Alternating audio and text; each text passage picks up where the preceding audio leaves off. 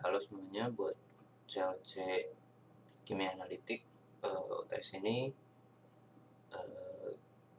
gue ada ambil 4 soal untuk referensi buat belajar. Ini soalnya gue ambil dari Chemistry Q&A. Ini soal untuk lomba sebenarnya, tapi udah gue cocok-cocokin sama apa yang kira-kira soal tahun lalu lah, yang mirip-mirip. Nah, langsung aja. Soal pertama ini tentang spektro. Jadi di sini dibilang kalau misalnya ada analisis protein pakai metode BSA, buffin serum albumin. Nah, ada data-datanya sebagai berikut. Ada konsentrasi sama absorbansi, konsentrasi dari BSA-nya.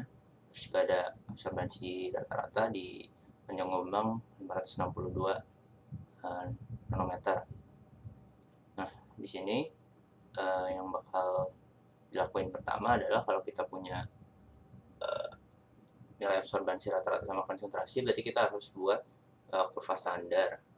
Nah, sebenarnya buat kurva standar itu kan gampang ya, tinggal pakai regresi linear aja. Bisa pakai Excel atau pakai kalkulator grafik juga, terserah preferensi.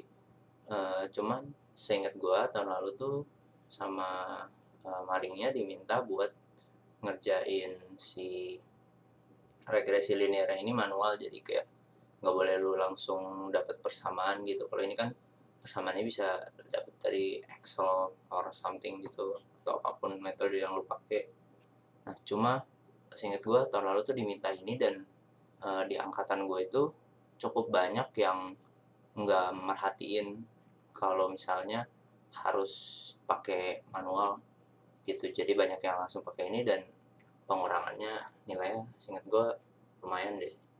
Jadi daripada itu mendingan nanti dengerin aja ibunya mau gimana. Nah, buat ini gue sebenarnya ada di buku Scoop deh rasanya buat si caranya gimana, metodenya. Cuma sini gue bakal bahas buat ngerjain ini pakai Excel, buat cara yang manualnya. Jadi tinggal pakai aja gitu template-nya, nanti kalian bisa bikin, atau kalau mau minta ke gue juga boleh, ntar email aja. Nah, di Excel ini sebenarnya gue udah bikin, gue copy dulu aja konsentrasi sama ininya.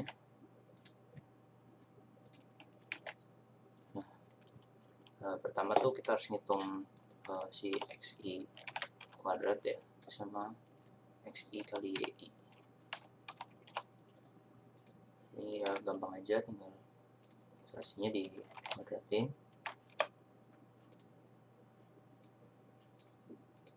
Terus ini juga dikali.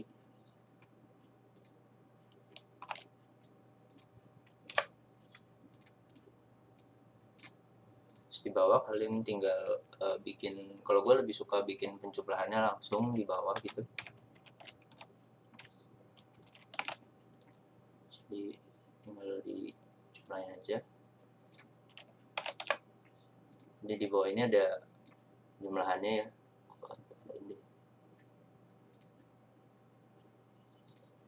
Nah, udah gitu kalian harus cari nilai SXX sama SXY. Nah, buat si SXX sendiri itu dia kan rumusnya itu sigma xi kuadrat dikurang sigma xi dikuadratin terus dibagi n. Jadi rumusnya sebenarnya sigma xi kuadrat berarti ini kurang sigma xi berarti penjumlahan xi dikuadratin terus dibagi jumlah datanya. Jumlah datanya itu kan kita ada 5 ya, jadi bagi 5. Nah, untuk SXY itu sigma XI kali YI berarti yang ini dikurang sigma XI kali sigma yi dibagi jumlah data. Jumlah datanya adalah 5, sorry. Nah, udah gitu kalian harus cari juga nilai rata-rata x average sama y average. Si x average ini kayak saja average x sama average y.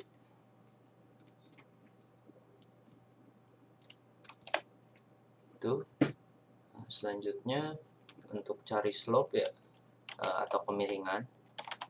Cari slope itu tinggal sxy dibagi sxx. Dapat kemiringannya 1,145. Terus untuk intercept atau perpotongannya,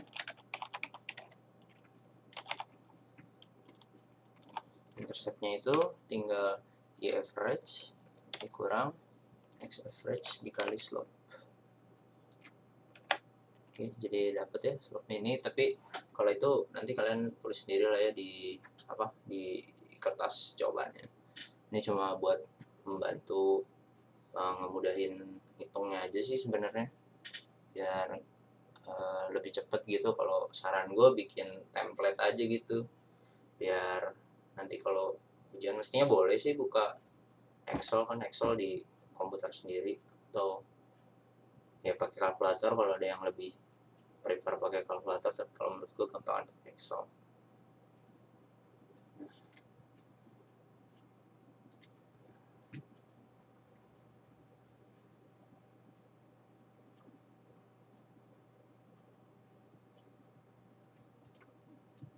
Oke, balik lagi ke soal. Nah, ini setelah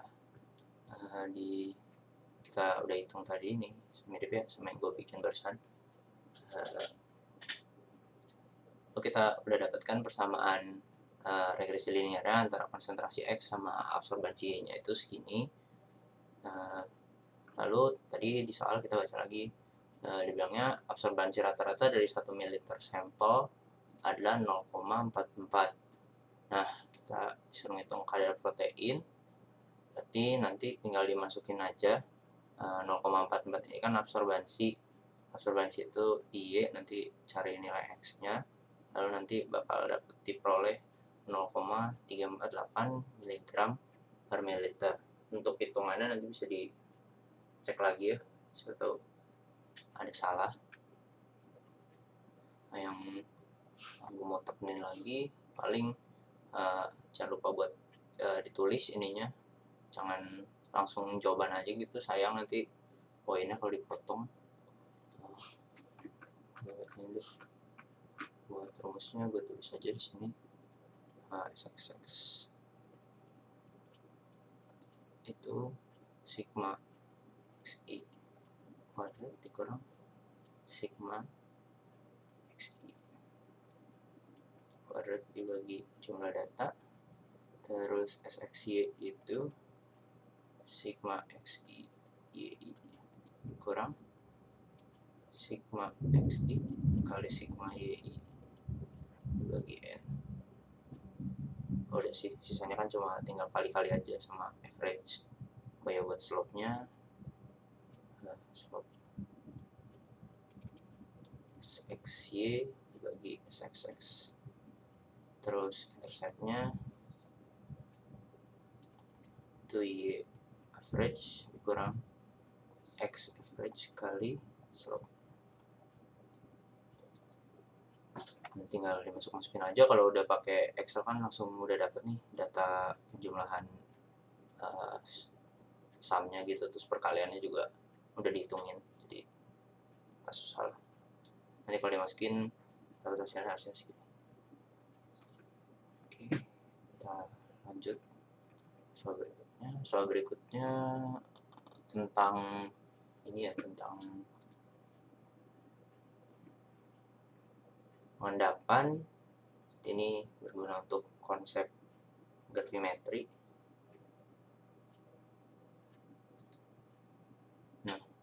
Nah, di sini kan ada dibilang kalau misalnya jika pelarutan yang mengandung campuran ion Zn2+ dan Ag+, masing-masing konsentrasinya itu 10⁻³ molar, ditambahkan larutan NaOH sampai pH 8.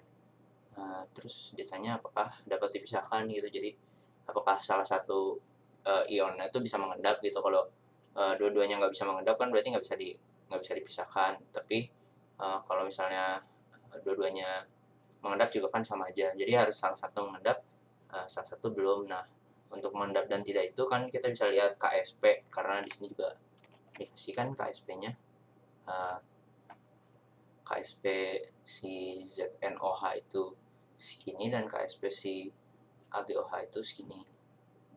Nah, jadi sebenarnya kita tinggal hitung aja untuk konsentrasi OH, karena kita tahu pH-nya 8, jadi ya tinggal dihitung aja bahwa konsentrasinya itu kan 10⁻6. Pakai rumus pH kayak di kimia dasar gitu. Nah, jadi di sini tinggal dikali aja Zn yang pertama itu kan yang terbentuk apa? ZNOH 2 kali ya. Nah, ZNOH 2 kali ini berarti kita mau hitung KSP-nya, itu tinggal dikali aja sama konsentrasinya ini 10⁻⁻3. Terus OH itu karena ini kan pH-nya 8, jadi 10⁻⁻6. Jangan lupa karena ini 2, jadi kita pangkatkan 2. Terus diperoleh jawaban itu 3. 10⁻⁻15 ya. Nah, di sini kita tahu KSP-nya itu 2 kali 10⁻⁻14. Jadi ini lebih rendah dari KSP-nya, santa kelarutannya. Jadi dia itu si Zn2+-nya itu belum mengendap. Nah, tapi untuk si Ag-nya, Ag plus OH min, itu kan jadinya AgOH. Itu dia kan si konsentrasinya itu 10⁻⁻3 molar. Terus OH-nya itu sama ya 10⁻⁻6, cuma di sini nggak ada pangkat karena di sini cuma 1 OH-nya. Jadi dikali aja ini 10⁻⁹. Nah, 10⁻⁹ itu lebih besar daripada konsentrasi larutannya, karena di sini larutan itu 4 kali 10⁻⁻10 ya. Nah, jadi karena lebih besar maka dia mengendap. Nah, karena satu lebih besar, satu lebih kecil, satu mengendap satu enggak, nah berarti dia dipisahkan gitu. Kalau nanti di campurannya kan misalnya ini ada tabung gitu, nanti AgOH-nya tuh akan mengendap di bawah. Nah, sedangkan si ZnOH-nya itu masih di sini, masih di fasa cairnya gitu, ini mengendap. Nah, mungkin nanti kalau di ujian bakal pengembangannya kayak ini kan cuma ditanya apakah mengendap atau enggak. Tapi bisa jadi kan akan mengendap di pH berapa. Jadi nanti ininya yang berubah nih, apa si konsentrasi konsentrasi si pengendapnya gitu, si NaOH-nya dia bakal mengendap misalnya di pH berapa. Nah, itu yang mungkin bakal dicari, terus ya tinggal dihitung aja nanti pH-nya dibalik-balikin kayak di kimia dasar. Oke, kayaknya soal nomor 1 sama 2 masih lumayan sederhana, nggak terlalu susah. Kita lanjut ke soal nomor 3. Nah, di soal ini tuh dibilang kalau misalnya akan dilakukan analisis protein metode Kiedal. Beda ya sama yang tadi. Kalau tadi kan metodenya BSA. Nah, mungkin kalau mau diperdalam lagi boleh BSA. Nah, Kiedal juga beda. Nah, ini juga boleh dibaca-baca lagi kalau mau lebih ngerti. Nah, metode Kiedal. Nah, dibilang dari metode Kiedal itu terbentuk amonia setelah penambahan basa pekat. Kemudian direaksikan dengan 35 ml HCl 0,03555 molar. Nah, HCl yang berlebihnya ini dititrasi balik. Jadi ini soal tentang titrasi balik ya, berarti tentang back titration. Buat prinsip titrasi balik itu sendiri, jadi misalnya kita mau menganalisis sesuatu karena ini asam basa ya. Berarti di sini kan ada pertama sampel kita basa gitu ya. Basa. Terus kita tambahin asam sampai berlebih. Jadi dia kan bilang ditambahin HCl direaksikan dengan HCl. HCl ini berlebih. Jadi yang tadinya sampel kita itu basa, terus nanti udah ditambahin HCl, ini jadinya asam. Nah, makanya kita ini kan udah dititrasi sekali, terus kita titrasi balik gitu. Titrasi balik dengan basa lagi sampai dia akhirnya netral. Jadi ditambah NaOH lagi. Nah, yang prinsipnya itu berapa sih NaOH yang dibutuhkan atau apapun lah yang dibutuhkan. Kalau misalnya sampelnya asam kan berarti kebalik ya, berapa penambahan asam dan lain sebagainya yang dibutuhkan untuk dia itu sampai netral gitu prinsipnya.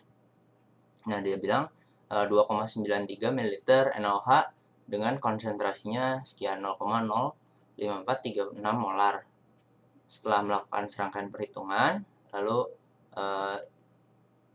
proteinnya diperoleh 34%. Namun di sini diminta kita cari masanya ya, masa sampelnya yang diminta dicari. Nah, terus ada dibilang kalau misalnya rasio protein dengan nitrogen itu 5,7 banding 1. Nah, berarti yang pertama itu kita kan harus cari dulu masa si nitrogen dalam sampel. Nah, masa nitrogen dalam sampel itu gimana sih cara carinya? Nah, kan dibilang ada amonia yang terbentuk. Jadi di metode Kiedal itu proteinnya itu di hidrolisis gitu sampai dia bentuknya jadi amonia kan. Kita tahu kalau protein itu ikatannya CHON ya, ikatan peptida. Nah, ikatan peptida itu diputus sampai nanti dia jadi ada amonia gitu, ada nitrogen. Nah, di si nitrogennya ini yang akan digunakan sebagai dasarnya gitu. Nanti kita hitung nitrogennya, lalu nanti kan ini ada rasionya. Dari nitrogen ini kita dapat berapa gitu proteinnya. Gitu. Jadi karena kita mau cari jumlah mol si NH4-nya, si amonia, karena ini kan titrasi balik. Jadi kayak yang tadi gue bilang, si HCl berlebih dan si NaOH yang ditambahkan gitu. Kalau misalnya dikurangi nanti kita akan dapat si ininya berapa, si mol NH4 kan prinsip dari titrasi itu molnya sama ya, jumlah molnya. Nah, udah kayak gitu, ini langsung aja. Karena ini 35 ml, sini juga 2,93 ml. Ini gue pakai satuannya milimol aja biar gampang, gak usah konversi-konversi. Diperoleh 1,08495 milimol. Mungkin hitungannya bisa dicek lagi. Terus karena si nitrogennya ini kan di NH4 1, jadi mol nitrogennya akan sama dengan mol si NH4. Nah, mol si NH4 itu kan 1, ya ini kan 1,08495 tadi kita udah dapat. Jadi intinya mol nitrogen itu sama. Nah, kita kan mesti cari berarti massa nitrogennya berapa. Nah, massa nitrogen itu kita bisa pakai air nitrogen. Nah, ini gue pakai 14 air nitrogennya, tapi karena ini milimol jadi kita S/4-3 supaya kita bisa dapat dalam satuan gram. Nah, diperoleh massa nitrogen itu 0,0151893 gram. Nah, ini untuk penggunaan AR, mungkin kalau di soalnya dikasih tahu ya pakai aja yang di soal gitu. Kalau nggak dikasih tahu ya kita boleh pakai asumsi AR-nya yang normal gitu. Misalnya kalau misalnya bukan nitrogen, misalnya C12, nitrogen kan berarti 14, O 16 dan lain-lain lah. Ini harusnya boleh sih kita pakai asumsi kayak gini kalau misalnya nggak dikasih tahu kan, soalnya di soal nggak dikasih tahu. Jadi ini akhirnya kita asumsi aja kayak yang standar gitu.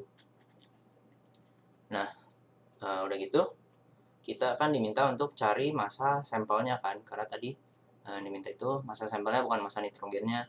Nah, massa nitrogen ini belum sama dengan massa sampel itu. Nah, dari massa nitrogen ini, karena kita kan punya perbandingan rasio protein dengan nitrogen. Nah, rasio proteinnya itu 5,7 banding 1.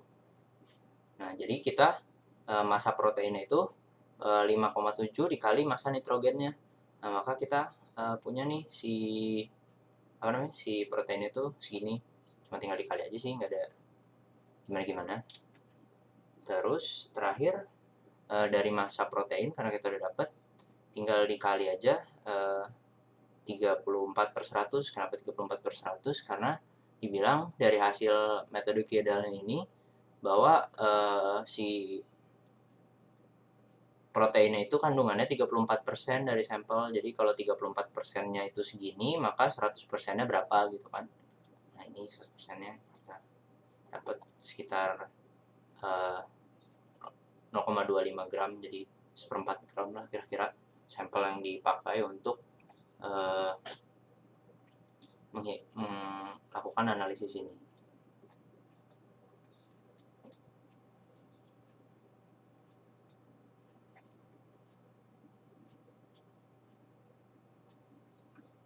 Oke, mungkin kita lanjut lagi ke soal terakhir ya.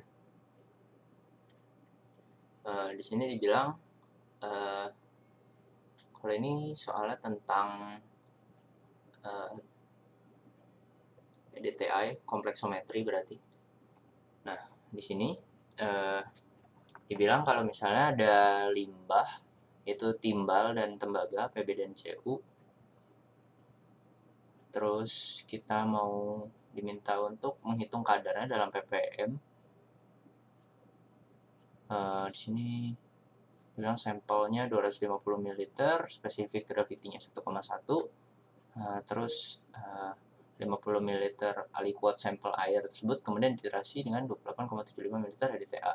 50 ml aliquot lainnya ditambahkan ion cyanida sebagai masking tembaga. Selanjutnya dititrasi dengan 11,5 ml EDTA 0,07 molar.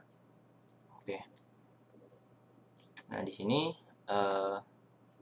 yang pertama itu kan kita ada 2 kali ya, berarti titrasinya. Ada titrasi yang tanpa masking, yang ini. Yang ini dengan masking ya, cyanidanya masking untuk si tembaga. Jadi ini tembaganya dimasking oleh cyanida. Dimasking. Jadi dimasking itu berarti ketika dia direaksikan dengan EDTA itu nggak akan bereaksi gitu si tembaganya, mungkin gampangnya gitu. Harusnya kalau untuk ini dikasih tahu sih kalau di soal apa yang dimasking itu siapa. Nah, yang pertama kita hitung aja yang belum dimasking, berarti di sini kan NEDTA itu bakal sama dengan penjumlahan jumlah molnya si PB sama si CU timbal sama tembaganya. Nah, kita bisa hitung NEDTA-nya berapa. Itu tadi 28,75 dikali 0,07. Nah, ini satuannya milimol ya harusnya. Enggak ditulis. Nah, dari sini kita dapat persamaan pertama, yakni NPB tambah NCU itu nilainya 2,0125. Selanjutnya si yang kedua yang dimasking itu si NEDTA bakal sama aja dengan NPB karena NCU-nya itu kan nggak bereaksi, jadi CU-nya dimasking gitu sama si cyanida. Jadi NEDTA-nya itu cuma sama dengan NPB-nya 11,5 kali 0,07. Nah, nanti dapat ininya 0,805. Lalu kita dapat NPB-nya kan segini. Lalu kita substitusi persamaan 1 dan 2, nanti persamaan ininya masuk ke sini. NPB-nya dimasukin ke sini. Nanti bakal dapat NPB-nya itu kan kita udah tahu 0,805 milimol, terus NCU-nya 1,2075 milimol. Nah, udah gitu kan kita dibilang kalau tadi itu sampelnya itu diambil 250 ml ya, tapi diambil aliquot 50 ml. Nah, maka untuk tahu jumlah mol yang total dalam sampel 250 ml itu kita harus kalikan dengan faktor aliquotnya. Faktor aliquotnya itu kan 5 karena dia sampelnya 250, diambilnya 50 ml, maka ini 5 aliquotnya. Jadi faktor aliquot tuh sebenarnya apa ya? Kayak sebutan gue doang sih. Jadi aliquot itu kan berarti dari satu sampel gitu terus diambil gitu kan, berapa berapa persennya lah gitu, dari ini kan 250, nah terus ininya diambil jadi 50 gitu. Nah berarti ini tuh seperlimanya gitu kan. Nah kalau buat dibalikin ke 250 kan berarti harus dikali 5 gitu. Nah makanya ini dikali 5. Nah jadi kita tahu kalau mol Cu dan Pb dalam sampelnya itu 4,025 milimol dan Cu-nya itu 6,0375 milimol gitu. Nah dari situ kita eh, hitung massa si Pb-nya. Nah ini menggunakan air Pb, jangan lupa dikali 10 pangkat min 3 karena tadi 4,025 mol itu kita milimol ya, kan satuan air itu gram per mol, jadi harus dikali 10 pangkat min 3. Lalu ini didapatkan kalau massa Pb-nya itu sekian dan massa Cu-nya dengan cara yang sama sekian. Nah untuk AR-nya di sini kan juga nggak dikasih tahu ya airnya, air Cu sama air Pb itu pakai asumsi aja. Di sini yang gue pakai air Pb-nya itu gue asumsiin 27, terus air Cu-nya itu 63,5 gram per mol ya, satuan air. Nah udah gitu kita diminta mencari kadarnya kan, karena yang diminta bukan massa tapi kadarnya gitu, kadar dalam ppm. Nah kita bisa cari raw sample dulu. Nah raw sampelnya ini kan kita di sini dikasih taunya specific gravity. Mungkin udah belajar ya di PTK mestinya. Kalau specific gravity itu kan bisa kita nilainya itu dikalikan dengan uh, densitas air pada suhu normal. Nah densitas airnya biasanya dipakai 1, jadi kita tahu raw sampelnya itu 1,1 gram per mililiter karena densitas air kan 1 gram per mililiter ya densitas air. Nah jadi raw sampelnya kita bisa pakai 1,1 gram per mililiter karena alasan yang tadi. Nah tadi kan kita udah dapat massa sampelnya, sorry, kita kan mau cari ininya kan massa sampel, terus kita punya volumenya ya tadi kalau nggak salah 250 mili, ya benar 250 mili. Jadi kita cari dulu massa si sampelnya itu berapa, dikali 1,1 dapat sekian, si massa sampelnya 275 gram. Nah udah gitu kita harus cari ppm-nya si Pb dan si Cu gitu. Nah untuk ppm-nya itu banyaknya harusnya hilang pembagiannya. Jadi ppm itu kan kita bisa cari dari perbandingan massa ya. ppm Pb itu kan sama dengan massa Pb per massa total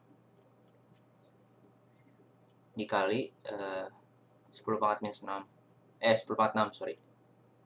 Nah ini massa Pb-nya itu kan tadi 0,833175 dibagi massa totalnya